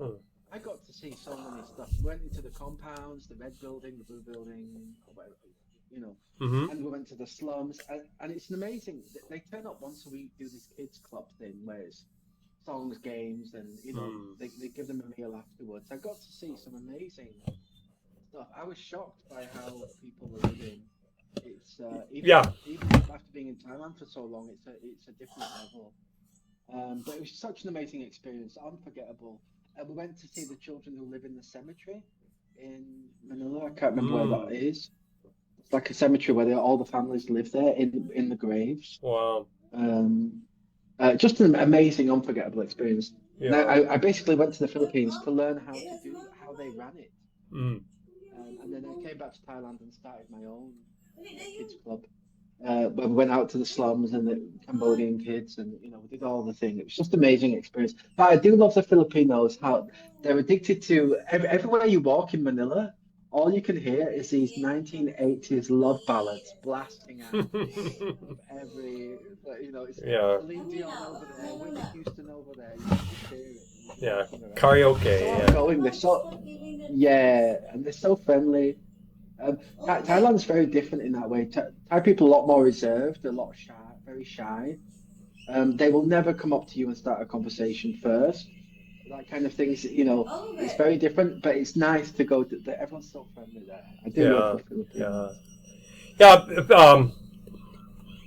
The girls, the women, they can be more shy, and you know. But I love that because then I'm going to go up and I'm going to get them to put their hand up and laugh. You know, I did that with the Japanese too. You know, I'd be like, "Konnichiwa," and they go, "Hee hee hee, konnichiwa." You know, it's like I'm gonna get you to come out of your bubble a little bit. And and when I visited the Philippines, my sponsored children said I had the one to begin with, Criselda Cruz. She was 12 years old, and you get to go meet the family in their home, you know. And they actually did have like a house, but it was, you know, dirt floor, no furniture, and they did have a second floor, wood floor, couple of pieces of furniture, windows with no screens, no window, you know, just so the mosquitoes are coming in however they want to come in. They got to go down the way to get water if they want to get water to drink or to bathe. And then again, I went back to Japan. I sold a bunch of my stuff. I sponsored 4 more Philippine children. Went back the next year and got to see them and see, you know, their conditions in different places around. Yeah, it's there again. It's a reminder how blessed I am. You know, have been. You know, in 1980, I lived out of my car for 4 months. I don't consider that being homeless. I have something around me. But here, you know, they're laying right on the street, or you know, piece of cardboard, and they're laying on it, and the conditions are, you know, not good. And nobody seems to care. Nobody seems to do much about it. I realize, like the professional beggars, they're just going to do what they're doing. And unfortunately, their children are learning that from their parent. They won't go to school, and they're going to learn that, and they're going to grow up, and they're going to be doing the exact same thing, unfortunately. Oh yeah. But yeah, and And they make a lot of money a day as well. They make a yeah, lot they of money. can. Yeah, even in the U.S., I was surprised about how much people were making in a year's time. I'm like, well, maybe that's what I should have been doing. Yeah, I know. Yeah. I had a friend in the UK who worked at a bank, and he told me like every day this homeless guy Hmm. would come in every day and deposit like hundreds and hundreds, like £500 a day, which is what, $700 a day? Yeah. It's like, Like crazy. yeah. Yeah, I mean, our profession. Yeah, who cares about online business? Yeah. Let's Yeah. That's it. There's more to things than we realize, and then when yeah. you visit a country, this is one thing I learned about the Philippines. When you visit, yeah, people are very friendly. And they are, but you only see like superficially what the country is like until you actually Yes. move here, live here, and now you start getting more of the reality of the government, this, that, the other, and Mm. yeah, that's an eye opener, and but still, it's. Like I said, I wish I had 10,000 years. I'd like to live in every country in the world, and I'd like to Mm. see everything, see all the famous places, the not famous places. The Catherine on Wealthy Affiliate. Do you know the Catherine? I know Catherine very well. She's a wonderful lady. She travels. She's South America, Central America. She's just always on the move. And it's like it. Mm. Yeah, if I weren't married or something, yeah, that would be. Maybe I should have had that in my mind because yeah, it's like now you can be Indiana Jones or whatever, be out there exploring and stuff. Yeah, and that's the thing with Wealthy Affiliate. You got people from all over the world are in there, and so Mhm. Oh yeah. you're learning from them, and some come and go. I really try to connect with people off Wealthy Affiliate. So those that have left, Mm. I'm Facebook friends with them, or somehow connected to them, or I got their email at least. Yeah. And because who knows when maybe I need to shoot something off of them, or whatever. Or sometimes I've had them reach out to me for help, Mm. and uh, and I have helped a few people, but I'm also very careful of that. I'm not, it's going to be, let you know right now, it's going to be a one-time thing because I'm not just going to hand Mm. out money, but I'm also going to give you my spiel of you got AI, you've got the internet, you've got right there a lot of power what you can be doing to find a way to be making money for yourself or your family or whatever, or how to survive, or even just how to survive. We a few years Yeah. ago we had Typhoon Odette hits the island of Cebu, and it was Mm. it was bad. It was. I was in a hurricane, which same thing as the typhoon in Hawaii, which was really really bad. I came out the next day. Our house survived. It was cement, so our house survived. Although I was worried the windows would shatter. But our house survived. But you went outside and it was like a war. The entire island was like a war zone. The Wow. roads were covered with the trees. The trees got blown over. The poor people's homes got just obliterated. The tin roofs got ripped off, if not Mm. the whole house. I just had never seen anything like that in my life. And of course, then you lost power, lost electricity, lost internet, lost phone, you lost everything, and water. You lost water. But there again, I was prepared. So we had canned foods. We had we were prepared. Being in the Marines, be prepared. And Mm. it took a month and a half before we ever had electricity restored. And again, I like walking, so it didn't matter. I couldn't go out and get public transport. I could walk to the next town and see if there's a way to find something we need to buy or that. I grabbed whatever money I had left to have some money to get us by, and but what an experience, Mm. but there again, being prepared, and of course, the poor, they can't be prepared. What they got is what they got. Unfortunately, they don't have money sitting in a bank that they could pull out to have some extra money because yeah, then you couldn't Mm. even access the banks because everything electrical was gone. and Mm. yeah, and then eventually I was able to walk into Toledo City. We were, outside Toledo, but walk into Toledo City, find an internet cafe that might be open that day, and try to get on there and try to get some money sent and try to go get it. And yeah, I don't want to go through it again, but if we do, then we do. It's an experience. Yeah, it's Yeah, it sounds like it. and you got the ocean out. You got poor people. You got an ocean right out there. That's called free fish. Free fish. Right there. Big ocean. Yeah. Go. Don't let me stop you. Go get your food. Yeah. No reason for starving and even water. It rains a lot here. I imagine maybe Thailand, and you can collect that water one way or another, and it's cleaner than what comes out of the sink. You do not want to drink the water that comes out of the sink here. So, I always joke about that to the Filipinos when it's raining. It's like, hey, cleanest water in Cebu right here. It's true. Yeah, and you can. Wow. The Marines was the best. That was huge. Probably that was momentous in my life. That's it. I sponsored a child when I was in Japan, and one thing led to another, and I went into boot camp, and I wasn't prepared emotionally for it. It was 1980. We had the recession of 1980. The economy collapsed in the United States. I had 2 full-time jobs before Christmas. After Christmas, I was working 1 job 2 days a week.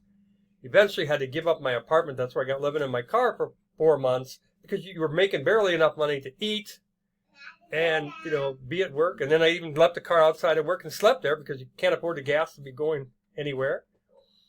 And my younger brother was going to go in the Marines after he graduated high school, and he kept bugging me.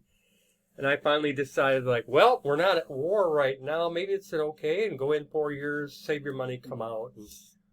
And so I did that, not thinking a lot about it, because the Marine Corps was probably would have been the worst place for me to go. I wasn't fat, but I wasn't physically in shape, and they let me know that when I got to boot camp. Holy moly, and when you got the real world feedback.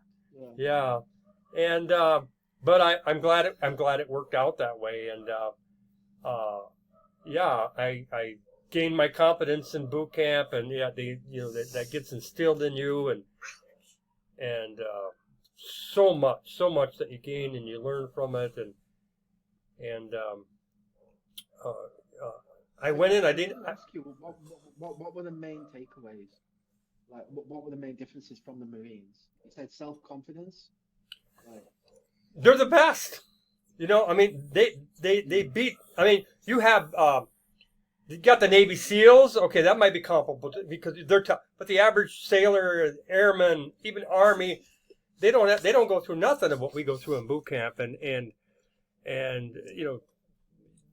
our first and only run was 1 mile. After that, it's 3 miles. I didn't even run 440 yards in high school. So the running really took a did enough. But we had really good drill instructors. My brother did not, so I'm glad I didn't end up where he went. Really good drill instructors. Our senior drill instructor was really, if you put out, he's going to back you up, because I almost got recycled. I failed the initial and the first phase physical fitness test. My muscles were breaking down. Well, they got to break down. It takes time to rebuild. And he said as long as I showed him that I was trying, he would go in and stand up for me, and he did. And so I'm busting trying to exercise. And then who are sometimes the best people who know how to exercise? They're sometimes not the smartest people. And I don't want to make that a cliche. So I found all these muscle-bound guys were not so bright. So I teach them, we have essential subjects testing. So I got teaching everybody in the platoon. I'd walk around and I'd be grilling them about this is this, this is this, this is the answer. And then they went out and here you got to do push-ups, sit-ups, pull-ups, So it was reciprocal and that. And and then I went in with open contract. They could put me anywhere they wanted to, but I scored really high on IQ and this, that, and the other. So I was able to volunteer, and I went into communications intelligence, which is top secret and beyond that. And so that allowed me the first place I went was Hawaii. I always wanted to go to Hawaii. And most people don't want to go to Hawaii because that's like regular Marine Corps. I'm like, I don't care. I always wanted to go to Hawaii.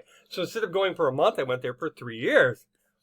And then after that, I was able to, and then while there, I spent 6 months temporary duty in Japan, northern Japan, Air Force Base, really relaxed. And so I got to, I'm not working, I'm walking around Japan, exploring Japan. And then after that, I wasn't going to re-enlist, and then I did re-enlist, got cold feet about what the economy might do for me and that. And I spent 3.5 years in Spain, so I got to see a bit of Europe. So that was phenomenal, that traveling. And then that's it. I'd go to the Philippines sometimes, visit my sponsored children a couple times, met the bookkeeper in the church that took care of the sponsored children, and we ended up getting married later. I got married in Manila. So my whole life, and then so my daughters in the U.S., they're half Filipino. I mean, they're American, of course, but their mom's Filipino, so they're half and half. And of course my daughter here she speaks fluent English and probably speaks better English than she does Filipino. But I've got to keep pushing the wife she's got to learn it. She's got to be bilingual, trilingual. It will help her brain. She'll be smarter and she's already very, very smart. So I'm looking forward to doing more homeschooling with her. She's going to show me how smart she is. So yeah, it's just amazing where my life has gone and taken, and even with the troubles that come along in the military and this and that, and rank has its privileges, and you get people coming down hard on you and whatever, but there's always something to learn and to gain from that. It's a lot of funny things. I had a used car in Spain and never had any problems. I left it unlocked, usually had a window left down, nobody touched it. The other Americans like, oh no, we gotta lock it up. Well, then the gypsies, the Moroccan gypsies who were there, locked car, they're gonna break your window, break in, get it, and you didn't save nothing, you got more damage. Me, they left me alone. And then I rented a house, and I rented with the Spanish. So they're going to watch out for my house, and then you'd be friendly with them. I'm a friendly person. Everybody talks to me here when I go out and holler out, hey amigo, and I tip the trike drivers. Public transportation is awesome. You got a lot of public transportation in Bangkok? Yeah, we've got this SkyTrain, motorbike taxis and tuk-tuks and so on. Yeah, taxis, motorcycles, tricycles, pedicabs, buses. So it's like, I don't need a car here. And so, they all know me, and again, I'm impatient. I'll go out. Maybe I got a lot of stuff and I don't feel like walking back home. I'll go like, let's go. So they know I want the whole trike, and I'm going to give them more than what a whole trike would pay if they had it all filled up. Let's go. Let's just go. Take me home, and here's your money. And all right, thank you. And it's like, well, thank you. Are you getting something? Is that the one there? Oh, it's okay. I can hear him okay. I actually was at the door calling you. Well, I'm busy yet. You have to wait till I'm done. When we're done, where are we going? Grand Mall. You told me. Yeah. Going to Grand Mall. They got a big playground there, yeah. And it's a school day, which means the other kids won't be there, so she'll have just about everything to herself. This long. Yeah, okay. So, I love exploring the world. Even the United States, you get, I lived in Denver for a while, and in big city compared, I went there for 6 months from small town, went out there, life chewed me up. You make every mistake under the sun. Small town boy going to the big city. They're going to eat you up. And went back. In Bangkok a lot. Yeah. People come to Bangkok and it eats them alive. Yeah. Yes. Went back home, paid off the bills I had, saved up my money, right back out to Denver. Now I can do it right because I know how it all works. But then again, January 1980, the big recession, and boom. It didn't matter where you were. But I did my best to hang on, and I'm glad I went in the military. Yeah, because it forever changed, has forever changed my life, and but it's taught me valuable things. Be prepared, have that confidence, be on the lookout, always watch your back. I'm just always watching.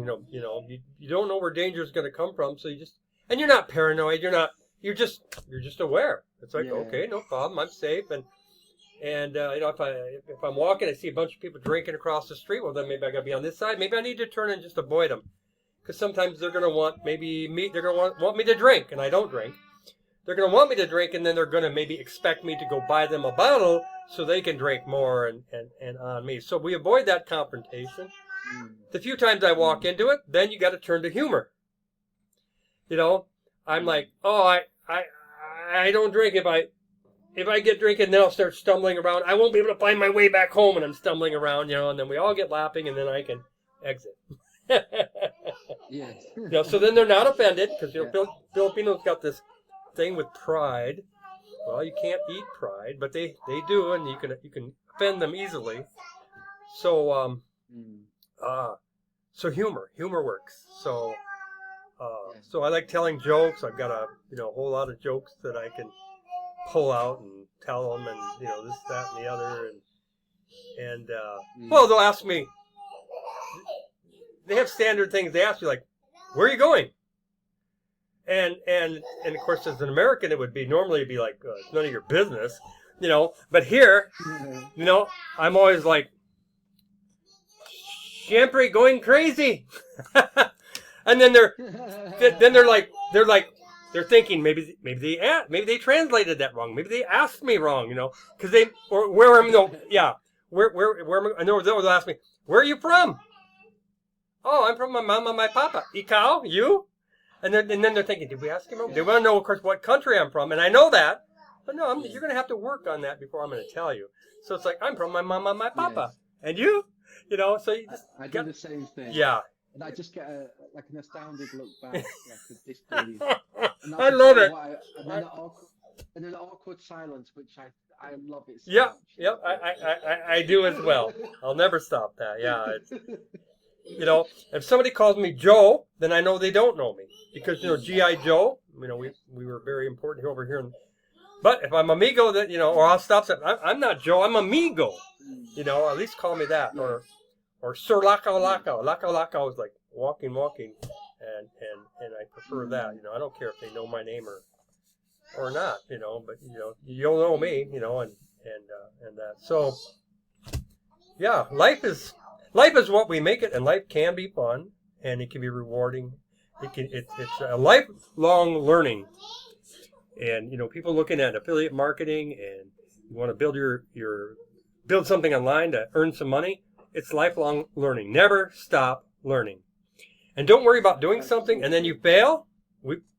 He told you he had the scams. I've had the scam, but you learn from it, and you think, okay, would I do something differently and better?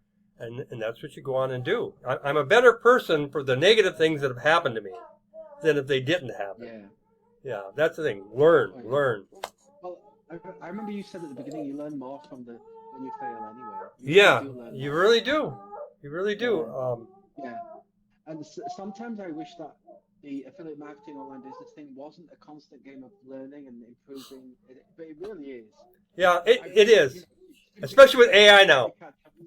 Yeah, we're never going to stop learning with AI. Big game changer. Like I mastered blogging, and then once I was happy hiding behind the keyboard, and now it's like, oh, now it's time to get in front of the camera.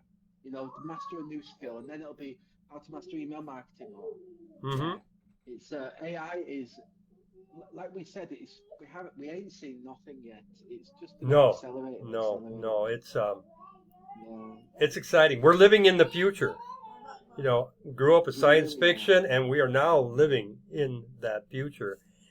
And hopefully we get more people like Trump, and they take that and they make it a much, much better future that benefits everybody. Very, very important. It's like with any tool, it can be used for good or bad. Yeah. You can use it to create an income for yourself and create this brand new software idea, the best YouTube channel ever, or you can use it for bad as well. Yeah, So yeah, we need the right people Yeah. for sure. Yeah, but yeah, we're living in exciting times. Like scary times, but exciting Yeah.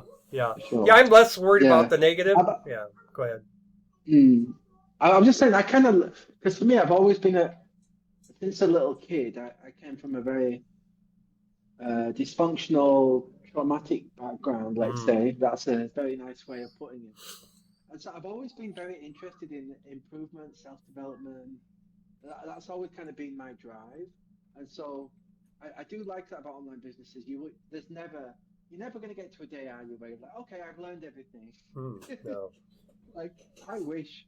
But that's part of the fun too, isn't it? It's like, Mm-hmm. even just think about you've got skills and then you've got skill sets within skill sets. Like YouTube channel, what are you learning? You're learning in the last couple of years, me and my wife's my editor, we've learned how to make thumbnails, how to do video titles, how to create engaging content, how to do SEO for YouTube, how to edit videos, how to everything like how to give convincing calls to action. There's so many skills within that and these are all high income skills as well.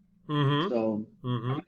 I've known a lot of wealthy affiliate members. They start off wanting to build their own business, and then they end up as a 5 figure a year for a freelancer making websites for businesses, or becoming a video editor. Like there's no end of application, no Yep. end of Go opportunity into for people who coaching. have these high income skills. Go into coaching. Yeah, You're a step ahead of somebody. definitely. Like this is how you do it. This is what you got to do. Only got to be one step ahead. Yeah. Yeah. I want to get into It's mindset true. coaching because that's what people are lacking is Oh yeah. proper mindset. Yeah. Yeah. Well, that's why Tony Robbins does so well. Yeah. Yeah. There's Yeah. obviously a need for it. It's early 90s. I saw him early 90s, so I actually got to talk to him on stage in Milwaukee. Oh, Way wow. back then. And I did the Chloe Madonna's and Tony Robbins training where that was for coaching. It was like to become a life coach. So I did that, Oh, but wow. I never went on to like make money because I always like just didn't want to charge, But anyway, I'll get more into that. But still learned a lot. NLP, neuro linguistic programming. If you haven't been exposed to that, that's phenomenal. That is. Oh. That's I should have there could have been an area I should have got involved with that. Richard Bandler was very, very big with that. He's still alive. He's and Tony Robbins uses that when he's dealing with people and stuff. And it's I don't really know what that is. NLP. it's amazing. It's kind of hard to describe. Well, I guess it's like, let's say maybe I got a bad memory. So then you'd be like, okay, where is that bad memory? Where are you seeing that? Is it bright? Is it this? Is it that? Is it da da da da da? And then he'll get like, okay, now get what's something good and exciting and you're happy and then he'll get you to like, so you like, you take the one, replace the other. And it's like, and it works. And it's just like, that's gone. So now you're not triggered by this. And there's so many other different things. Bandler went into mental institutions. And he could work with somebody who's like schizophrenic. And he could like clear it up really, really fairly quickly. Wow. And it was a matter of like going into the guy's world. He'd go in there, and the guy might be like, you see that? You're like, yeah, I see that too. And like kind of get in and in sync with the guy and then work him back out of it. I mean, so it's pretty powerful. And I've had people, do a few things to me years ago or whatever. If I really felt like I couldn't shake something, it's like, okay, I know how to do it reading it, but it's better if you're the one doing it and I'm not, going back and forth. I'll just let you handle it and I can focus and absorb it all. But yeah, that's worth looking into. Yeah, and there again, you got the shrinks and the medicine, and it's not necessary.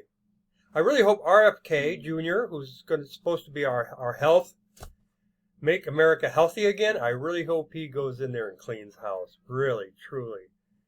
You know, Seems like he is. yeah, Yeah.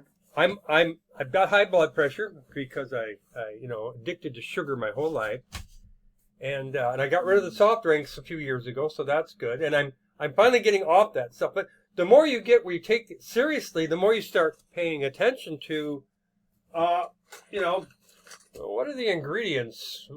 What's that? What kind of a thing is that? You know, and you get looking it up, especially the Americans. Europe actually sounds like they're a little better. But they'll have this food dye, and you look up the dye, and it's like, oh my God, it could kill you pretty darn quickly. And again, with my daughter here, it's like, well, okay, she's got this favorite cracker, and I go, oh my God, it's got that. Oh, I'm sorry, we're going to have to get you what else you like, but you're not going to be able to eat this anymore. It just messes with your hormones and everything else. And real food, that's all you got to do is be eating is real food. Sweet, I can have one banana a day because it's got potassium, and that actually is good for lowering the blood pressure. But if you do more than that, then you're going the wrong way. Eat a lot of squash, and if we go to Cebu City, that's where I got to find the good stuff and bring it over here because the selection over here is less. What's available, but I only drink water. So you start. This, that, and it's just it really gets making you angry then that they McDonald's, they're the ones that tick me off. Oh, McDonald's French fries, 19 different ingredients in French fries. It's just the potato that needs to be cooked in oil, and you've got 19 different ingredients in it.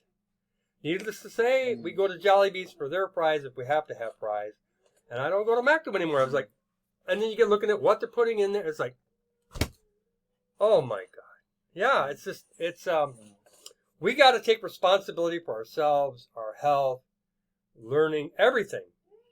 Because you rely on other people and no, you're going to get led astray. No. Have you ever seen the Super Size Me? Oh, Super Size Me. Yeah. They were great. They want you to do that, yeah. Did you see the second one? He opened his own fast food chain. In the second one. And just like the marketing and the legal stuff they do to get around. So, to be called free-range chicken, all they need is like a little space, like an outside area like this. Yeah. And then it's free-range. Stuff like that. Yeah, Yeah, very, very eye-opening, very... And then they go after the real farmers, then they've been going after them. Just like they were going after pro-life people who were just praying on the sidewalk, and then they throw them in prison, and Trump got a bunch of them out here. He pardoned them. Just the corruption and where it takes people is unreal. But there's still plenty of ways to make good money online, people. You just got to do your due diligence. Ask questions. Never be afraid to ask questions. Another thing with Wealthy Affiliate. They've got live chat. You can ask questions there. You can post to ask a question. You can always get feedback from people and learn what's working, what's not. And even this they have if you get 150 premium referrals in a year to Wealthy Affiliate, you can get a free trip to Las Vegas. Hotel, food, airfare, everything. And that's something I'm shooting for this year. And that was, a little bit one reason why I wanted to talk to Simon. You got to start talking to these people. And I thank you for wanting to come on here because all the other super affiliates said no. But they're busy. Really? They're busy. They're running a business. It's just not the right time. One did respond to questions. So I sent him a list of questions, and he gave me kind of a rundown of what he thinks this is what you should, just generally what you need to do and do it. It's like, okay, I can follow that. Yeah. So if that's your goal, then you can do it. Yeah, and that's the goal. Work your way back. Yeah, and honestly, if I won, I probably wouldn't go to Vegas. So, but it's an incentive, but it's not an incentive that's really probably going to get me to go. Maybe not, but And then they got the thing: if you do 1,500 premium referrals. And I don't know if any of you guys have ever done 1,500 at one time. No, nobody has ever done this. Okay. 3,000. No one's ever done it. Because now it's the limousine to pick us up when we get there, and a butler in our really fancy suite. And it's like, well, that doesn't seem like a lot for 1,500. But I said, okay, but I'll shoot for that because if you miss, just like, okay, I want to have a $1 billion, one person publishing business with AI. If I fall short and only make $10 million, I'm not going to be crying. Exactly. It's okay. Yeah, I'm not going to be crying. 10 million is dang. I'll be jumping up and down and still just as happy as ever. So it's always, they always say, the sky is the limit. No, we've already been to the moon. The sky is not the limit. Footprints are on the moon. The American flag is on the moon. And soon we'll probably have American footprints on Mars. It's shoot for the stars. If you fall short, okay. Yeah, but it's good. yeah, the farther you aim for, then the better that helps all the way around.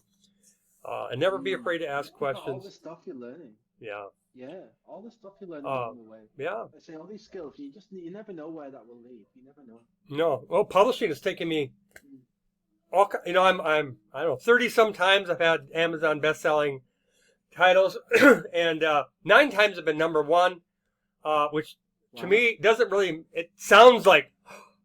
But it really not that big of a deal. It may not necessarily equate to making a lot of money. But you learn all that. You learn all that. Okay. Well, now I could teach people or help people. Actually, I can guarantee anyone can be an Amazon best-selling author. May not guarantee their particular title, but we'll get something in there and they can become an Amazon best-selling author because I know it that well. I've learned it, and I've helped other people. Jeff Brown had a number of his books that had already been published, and it comes down to the categories is what's crucial. And we got in there and we did it legally, we did it right, and he's got Amazon best-selling title and some other authors, and so that's a whole nother way I could be making money there. It doesn't take a lot of time, and for $297, I can help you do that. So many skills that you learn, you pick up, the expertise you pick up. It was so funny, like when I made it to Vegas the first time. It was like I told my family and friends. I didn't really tell many people around me that I was doing this online business thing. It sounded a little bit dodgy, a little bit like suspect what's going on. And but now I'm successful, so I'm going to tell people. I know, like, well, what's happening? You're going to Vegas? Yes. They pay for your flight? They pay for your hotel? Yeah. Do you know anybody? I'm like, well, they're like online friends. Oh, so you've never met them in person? No. And they're like, oh, please be careful. Oh, be careful. You've never met these people. You don't know who these people are. But and I was really quite anxious, actually, about, like, before meeting them, because these are people you've looked up to, you've admired. Right. I've followed their websites for years. To get to meet them in person I was probably quite awkward. Yeah. But Jay actually helped a lot. He was, as soon as you walk in, he's like, here's a whiskey. That'll help your nerves. But it's nerve-wracking meeting all these people. Yeah. For the first time. Yeah. It's great. It'd be fun. It'd be rewarding. I don't doubt that. But right now it's not in my card. But I'll take the challenge. And then maybe because of the challenge, I'll reconsider. Who knows? But but it's not on my radar at this time. And actually, if I got it, I'd almost be wanting to beg Kyle and Carson, can I have somebody go in my place? Would you do that? Yeah. Since you were going to pay for me, would you pay for this person who's whatever? I don't know. That's another thing, people. One of my rules, lifetime rules, always ask for the no. Always ask for the. Don't tell your. Well, you know what? They're not going to let me. No, that's you telling you no. That's not them. That's you putting words in their mouth. You have to go and ask. So if I'm going to have a proxy, then I'm going to go to Kyle and Carson and I'm going to ask them. And then they can tell me no. Okay, they said no. But at least it's their no, not the no in my head. I've even been to McDonald's one. I can't remember. Let them answer for themselves. I can't remember the details. I was in McDonald's one time and I asked for something and I got it for free. But I asked, they're not going to do that. So here you are, it's like, you do business with people and sometimes they want to reciprocate, you don't know. So I follow that one fairly consistently, it's like, I might be not wanting to do it. It's like, you've got to do it. You've got to go for the no. And that's the same like asking all the people who've been to Vegas that I'm aware of, send them a message. Ask them. Got you to come on. Great. I might make, who knows? Over the next 10 years, I might make $1,000 from people watching our video on YouTube. And I might, make a whole pile of money from that. Thanks. And then the other guy who gave me information that was useful. They know I'm going to listen. I'm not going to I'm going to listen to word for word what he's saying, and I will apply it. And it had to do with YouTube, so I will apply that. So and I said if I don't get the 150, I'm sure I'm going to get. I gotta believe I'm going to get some. And I'm going to learn more about YouTube, and YouTube's going to profit from it. And YouTube is something my wife can continue if I leave this world. My publishing is something she can completely take that over. That will continue to provide. So, my legacy will continue on in that way as far as providing for my wife, providing for my daughter, so she learns how to get doing it. And that. So, if you have a mom and pop shop and it closes and it's gone, and well, then it's gone, but no limits to the internet at all. Not at all. Yeah. Doesn't matter where you are, what country you're in. Right. Anything else top of mind that you can think of you might want to share? I'm an open book, or whatever you want to know. Just so, like, not particularly. It just depends on what you think people would. Can talk about all sorts. Yeah, it's I am bursting at the seams. I do need to run to the bathroom. I am bursting. Well, we could wrap it up here, and if you don't mind, then maybe in the future we could do another one, and then I'll have more specific questions. That's a good idea. Yeah, it sounds great. Yeah, that's a good idea. Thanks, Simon. I appreciate you coming on today. I really, really appreciate it. Thank you. And it's been really good to meet you because I've seen your name all over Wealthy Affiliate. I've never kind of met you, never knew anything about you really. So I come and I go. I'm an ambassador for the umpteenth time, and I'm tired of that. I got to go do something else, and I'm up to number 7 now, and I'm already I think I'm getting tired of that. But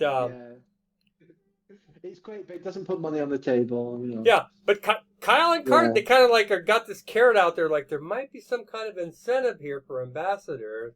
So I'm like, maybe I need to hang on a while longer. I'm already easier to be here and let everybody else fight to get here than to have to fight with everybody else trying to become an ambassador because there's some financial incentive or something. Okay, awesome.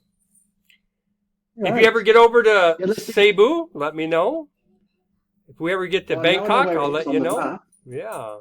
Yeah, definitely do let me know. Yeah. Yeah. How fun. Like I said, I've been in the Philippines a couple of times. I always had an amazing time each time. But yeah, let's do this again. Yes. Thank you so much. Yeah, okay. Take care. Well, you have a good one. Yeah. Have a good time at Grandma's. Yeah. Live long and prosper. All right. Yep. Thanks, Simon. Yep. Bye-bye. I'll get a video to you. Yep.